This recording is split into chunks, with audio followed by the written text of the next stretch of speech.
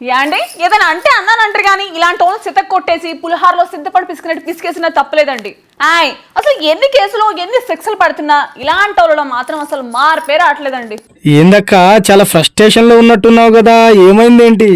Frustration కాదు తమ్ముడు, చాలా బాధ చేస్తుంది. ఇలా తయారయ్యారేంటండి, అసలు నా వల్ల కాదండి. అలాంటి వాళ్ళని ఏం చేయాలో మీరే డిసైడ్ చేయండి.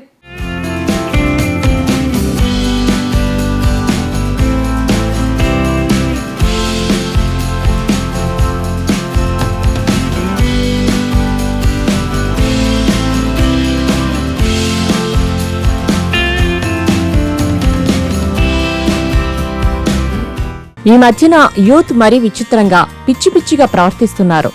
ఆడపిల్లలను వేధించేవారు కొందరైతే పిచ్చి చేష్టలతో హీరోయిజం ప్రదర్శిస్తున్నామనుకుని విలన్లుగా మారుతున్నవారు మరికొందరు. ఈ వైరల్ వీడియో కూడా అలాంటి పోకిరికి సంబంధించినదే. ముంబై బోరివలి రైల్వే స్టేషన్లో ఒక యువకుడు మహిళల బోగీలోకి వెళ్లి అక్కడున్న వారిని వేధించాడు. అక్కడితో ఆగకుండా రన్నింగ్ ట్రైన్లో స్టంట్స్ చేస్తూ పెద్ద హీరోలా బిల్డప్లిచ్చాడు. ఇది పెద్ద సంచలనంగా మారింది. ఈ సంఘటనకు సంబంధించిన ఇన్స్టాగ్రామ్ రీల్ వైరల్ అయ్యింది. జీఆర్పీ పోలీసులు రియాక్ట్ అయ్యారు.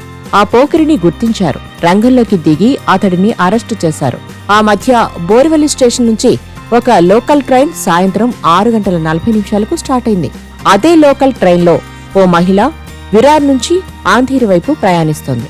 అది కూడా మహిళల కోసం మాత్రమే కేటాయించిన స్పెషల్ బోగీలో ఆమె ఉంది. ఇంతలో బోరివలి స్టేషన్ నుంచి రైలు బయలుదేరిన వెంటనే పక్కనున్న లగేజీ బోగీలో నిలబడి ఉన్న యువకుడికి మైండ్లో దిక్కుమాలిన ఆలోచనలు మొదలయ్యాయి. స్టంట్లు చేయడం ప్రారంభించాడు. ఈ సమయంలో అతడు మహిళా బోగీ వైపు చూస్తూ అసభ్యకరంగా మాట్లాడుతూ వేధించాడు. ఈ సంఘటనను రైల్లోనే ఉన్న మరో ప్రయాణికుడు మొబైల్లో రికార్డు చేశాడు. తర్వాత ఆ వీడియోను ఇన్స్టాగ్రామ్ లో షేర్ చేశాడు. వీడియో వైరల్ అవడంతో బీజేపీ మహిళా నేత చిత్రా వాగ్ వెంటనే చర్యలు తీసుకోవాలంటూ పోలీసులను డిమాండ్ చేశారు.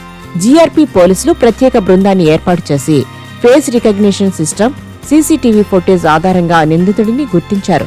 2 రోజుల క్రితం ఆ కుర్రాడిని అరెస్టు చేశారు. ఈ పోకిరి కుర్రాడు గుజరాత్ రాష్ట్రానికి చెందిన 35 ఏళ్ల గోవింద హంసాగా ఎంక్వైరీలో గుర్తించారు.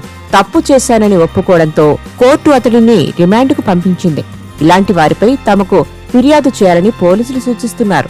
ఆ యువకుడు కూడా చాలా డేంజరస్ ఫీడ్స్ తో ప్రాణాలను లెక్క చేయకపోవడంపై నెటిజన్లు ఆగ్రహం వ్యక్తం చేశారు.